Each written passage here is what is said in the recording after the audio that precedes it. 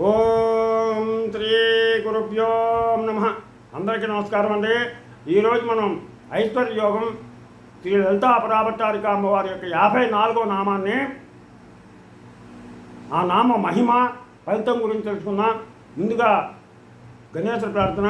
శుక్లాంబరధరం విష్ణుం శశివర్ణం చతుర్భుజం ప్రసన్నవదనం ధ్యాయే సర్వవిఘ్నోపశాంతయే.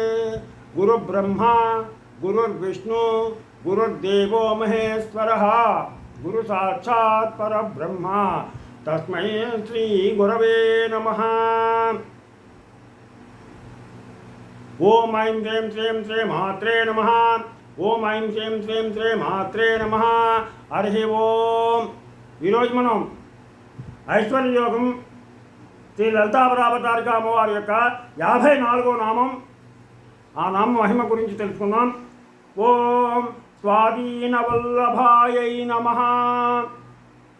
ఓం స్వాధీనవల్లభాయై నమః. ఓం స్వాధీనవల్లభాయై నమః. ఓం ఐం హ్రీం శ్రీం ఓం స్వాధీనవల్లభాయై నమః. ఓం ఐం హ్రీం శ్రీం ఓం స్వాధీనవల్లభాయై నమః. ఇలాగ అమ్మవారి యొక్క 54వ నామం. అమ్మవారు తన భర్త అయినటువంటి కామేశ్వరుని తన అధీనం చేసుకుంది. స్త్రీలు తమ ప్రవర్తనతో ప్రేమతో భర్త మనస్సును ఆకట్టుకుంటే ఆ కాపురం 10 కాలాల పాటు చల్లగా ఉంటుంది. ఎప్పుడూ కూడా తన ప్రేమతోటి ప్రవర్తనతోటి భర్తను ఆకట్టుకోవాలి. భర్తను ఆకట్టుకున్నట్లయితే కనుక ఆ సంసారం చక్కగా చల్లగా సుఖ సంతోషాలతోటి ఉంటుంది. అందుకని ప్రతి స్త్రీ కూడా తన భర్తని ఎప్పుడూ కూడా తన ప్రవర్తనతోటి ప్రేమతోటి దగ్గర చేర్చుకోవాలి. అలాగే సీత తన భర్తను సిగ్గుపడుతా, అలంకారం చేసుకుంటా, భక్తి కలిగి ఉండుతా, భయం కలిగి ఉండుతా, నయము ప్రియము కలిగి ఉండుతా మున్నగు లక్షణాలతో తన మోసం చేసుకుంది. సీతాదేవి రాముణ్ణి అలంకారం చేసుకుని, అలాగే భక్తి కలిగి, అలాగే భయం కలిగి, అలాగే నయము ప్రియము కలిగి, ఇలాంటి లక్షణాలన్నీ కలిగి ఉండి తన భర్తనే శ్రీరాముణ్ణి వశం చేసుకుంది. అలాగే జగదాంబ తన ప్రేమతో పాతివత్స దీక్షతో తత్ప్రవర్తనతో తన పతిని ఆధీనం చేసుకుంది. అమ్మవారునిగా ధర్మం అనే అర్థం. కామేశ్వరుడు ఆమెకు అధీనుడై ఉన్నాడంటే ధర్మాధీనుడై ఉన్నాడు, ధర్మాధీనుడై ఉన్నాడని చెప్పేసిన అర్థం. శక్తి అంటే అమ్మ, అమ్మ అంటేనే శక్తి. శివుడు శక్తి లేకపోతే ఏమీ చేయలేడని మనకు పురాణాలు తెలియజేస్తున్నాయి. దీనినే శంకరాచార్యుల వారు సౌందర్యలహరిలో శివ శక్త్యాయుక్తో యది భవతి భవతి శక్తః ప్రభవితుం అనేటువంటి శ్లోకంలో వివరించారు. శివ శక్త్యాయుక్తో యది భవతి భవతి శక్తః ప్రభవితుం అని చెప్పేసిన శ్లోకంలో శంకరాచార్యుల వారు వివరించారు. దేవీ భాగవతంలో తన అపార దివ్యశక్తితో అమ్మవారు మహాకాళి, మహాలక్ష్మి, మహాసరస్వతులను సృష్టించి త్రిమూర్తులకు ప్రసాదించి, ఈ ముగ్గురు తన శక్తులని, ఈ శక్తులు ఉంటేనే మీరు ఏదైనా సాధించగలరని వీరిని గౌరవంతో చూడమని చెప్పేసి ఆ అమ్మ చెప్తుంది. వీరి ముగ్గురు కూడా స్వాధీన వల్లభులుగా ముగ్గురిని తీర్చిదిద్దారు.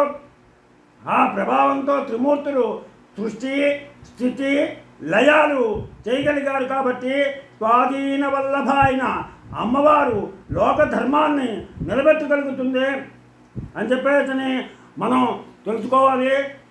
ఈ మంత్రం పఠించడం వల్ల మనకు కలిగేటువంటి ఫలితం ఏంటంటే, భార్యాభర్తల మధ్య కనుక ఐకమత్యం లోపించినట్లయితే వీళ్ళు ప్రతి శుక్రవారం మంగళవారం 1008 సార్లు ఉదయం పూట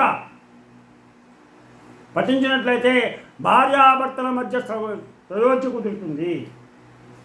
భార్యాభర్తల మధ్య సయోధ్య కుదరాలి అంటే కనుక ఈ మంత్రాన్ని 1008 సార్లు శుక్రవారం మంగళవారం పఠించినట్లయితే భార్యాభర్తల మధ్య అనురాగం కుదురుతుంది.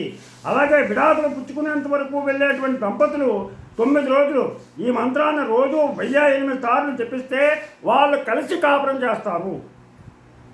ఇది అలాగే తరచుగా నీరసంతో బాధపడేటువంటి వాళ్ళు, కళ్ళు తిరిగి పడిపోయే రోగం ఉన్నవారు, ఏ పని చేయలేక నిరుత్సాహంతో బాధపడేవారు, మానసిక భీతితో తన మీద తనకు నమ్మకం లేక దుఃఖించేవారు ఈ మంత్రాన్ని అమావాస్య, పూర్ణిమ, నవమి, గ్రహణ సంక్రాంతుల్లో భక్తితో 108 సార్లు చెప్పిస్తే పై సమస్యలన్నీ కూడా తొలగి ఆనందాన్ని, ఆరోగ్యాన్ని పొందుతారు. ఇది ఈ అమ్మవారి యొక్క 54వ నామం. ఓం స్వాధీన వల్లభాయై నమః. ఓం స్వాధీన వల్లభాయై నమః. ఇలాగ ఈ మంత్రాన్ని కానీ పఠించి మీరు మీ కోరికను తీర్చుకుని ఆ అమ్మవారి యొక్క కృపాకటాక్ష వీక్షణాలకు పాత్రలవుతారని ఆశిస్తూ, మీకు నా ఛానల్ కనుక నచ్చినట్లయితే సబ్స్క్రైబ్ చేయండి, అలాగే లైక్ చేయమని కోరుతూ మీరు ఆపాక వెంకట ప్రభాకర్.